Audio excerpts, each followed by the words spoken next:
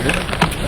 2 நாளாக எல்லா இடத்துலையும் மோட்டர் எங்கெல்லாம் மழை நீட்டு எப்போதுமே அது முழுமையாக அந்த அகற்ற பணிகளில் ஈடுபட்டுருக்காங்க.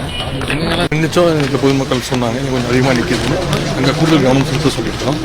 இன்றைக்கி இங்கே நிலை முதலமைச்சர் தலைமைச் செயலாளர் பேரிடர் மேலாண்மை துறையினுடைய செயலாளர் மாநகராட்சி ஆணையர் அது மட்டும் இல்லாமல் வீடியோ கால் மூலமாக டெல்டா பகுதியில் மாவட்ட ஆட்சித்தலைவரோட முதலமைச்சர் வந்து ஆலோசனை நடத்தி எங்கெங்கே என்னென்ன நடந்துகிட்ருக்கு, என்னென்ன வேலைகள் துரிதப்படுத்தணும், எங்கெங்கே என்ன பிரச்சனைகள் இருக்குது, பத்திரிகை செய்திகள், தொலைக்காட்சி நியூஸ்கள் அதெல்லாம் பார்த்து நீங்கள் ஆக்ஷன் எடுத்துருக்கீங்களா, என்னென்ன ஆக்ஷன் எடுக்கப்பட்டிருக்கு எல்லாமே சொல்லிக்கிறாங்க.